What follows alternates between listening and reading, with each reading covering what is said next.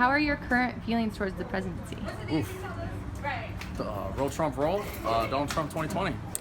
Well, I did not vote for the current president, so I didn't start out with a favorable view about him, and I think since his 100-day mark in office just came up a little while ago, I would still say I'm not particularly a fan of his policies. I think he's doing slightly better than I thought he would, but that's not saying much. Yeah, it sucks. I'm not a fan of it. But yeah. And how involved are you in politics? Very involved. I'm actually part of the local Republican National Committee here in Duval County, Florida. My internship's taking me up to DC. I'm going to further those views there. I've also been involved with college Republicans all of college. Do you have like a passion for politics or? Not really, no. No. Currently study political science right now with a concentration in public law. It's definitely something I want to do potentially in my career, so yes. Do you stay involved in the local news or anything? Not at all. I have, other things that I'm preoccupied with. Absolutely. I've done multiple events. Actually, too many to count. But usually it was like, I'd call voters, I'd get involved around the local area, do some beach cleanups, a lot of phone calls, a lot of walking, a lot of door knocking.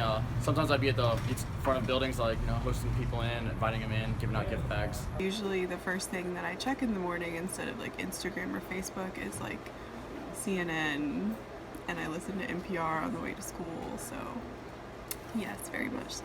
Do you feel like if you wanted to, you could have a healthy conversation with a millennial who doesn't share the same viewpoints as you do in politics? Yes, I have many friends who have like different viewpoints than I do, and we talk about it a lot, but we're still friends. It never gets any bad things, I think it's healthy to have conversations with anyone that you disagree about so you can understand them a little bit more.